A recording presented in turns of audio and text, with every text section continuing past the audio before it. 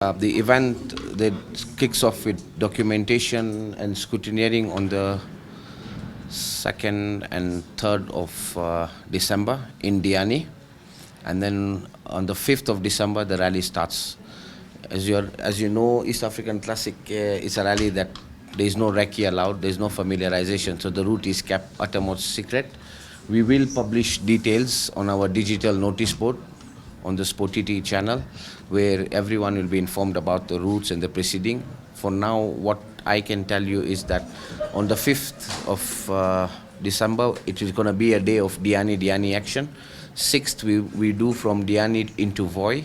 7th is going to be Voi. 8th is going to be Voi to Amboseli. And after 4 days of grueling stages, you need a rest day. So after the rest day, we complete the remaining 4 leg back in reverse, but different sections. And the rally concludes back in Diani on the 13th of December. In terms of uniqueness, I think this year in 2023, we shall have the longest ever competitive mileage. Fingers crossed, Mother Nature also bless us on that. We have planned over 2,000 kilometers of competitive driving within the 6 counties that were mentioned previously. The other thing is to add the challenge to this, only 1 service car is being allowed this year per competitor, 1 management car and 1 auxiliary service car. So it's definitely not a sprint, more of a marathon rally. I'm the deputy clerk of course. The rally is run by the clerk of the course, who's Mr. Andy Gilmore in Ireland. But he will be in town as early as Sunday. Then the whole team just gets together and we run the greatest show on earth. Behind the scenes, we've got the finance team, the accommodation team in the office, and all that. So it's a very small, like 5 or 6 people core team that we run this entire rally. That's why it takes 2 years to organize the world's greatest classic rally. Yes, I don't know if you've kept an eye on our social media. We've already announced some events that are going to take place next year, including our plan for the year 2027. We always look in front. So for that, obviously, it was previously mentioned that we will incorporate other countries as far as Rwanda and Burundi are also concerned. But one thing that we always take care of is safety, not only for our competitors, officials, but the general public as well. So if it's safe to rally, we will go rally. Big names, I mean, let's start, we are in Kenya, so let's start from home.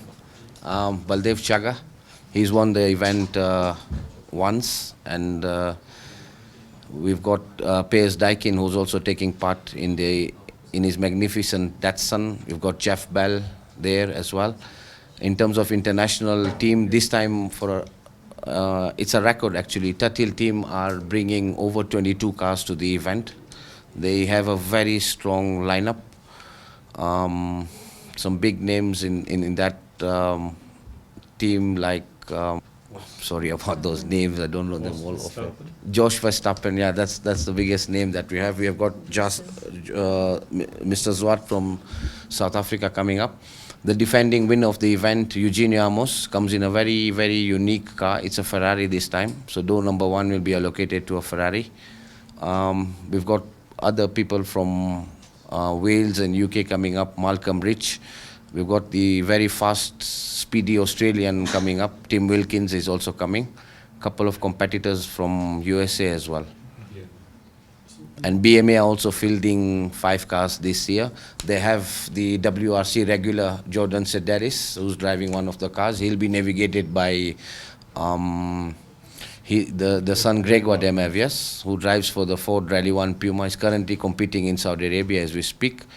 We've got very distinguished guests coming up even for this rally. The person who's currently leading the rally in Saudi Arabia, Martin Sachs, he has just confirmed today morning that he will also be in the country to witness this world's greatest rally. Yes, I believe, I'm not an organizer. This year I'm a competitor. We bought this rally in the year 2000 because we felt it was dying.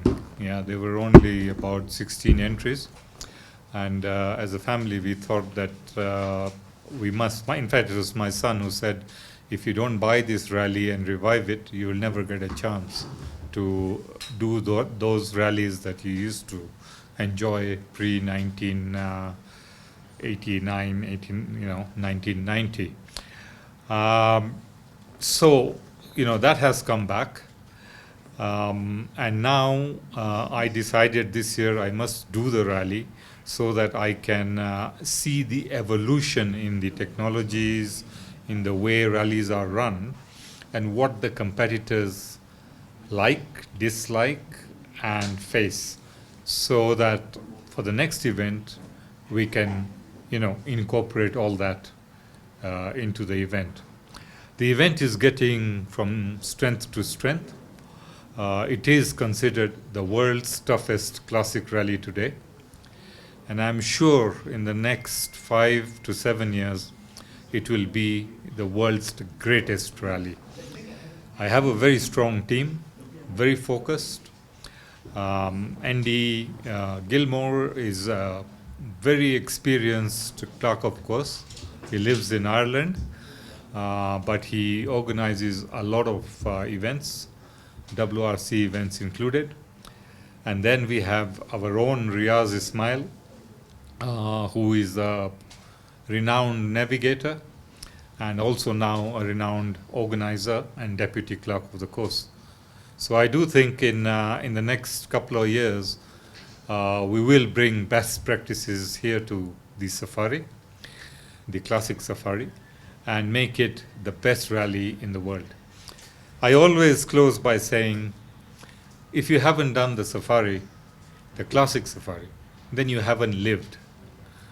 It is for every petrol head, somehow or the other. Sell your house, sell everything, but do the classic safari. Otherwise, you will not have lived. Thank you.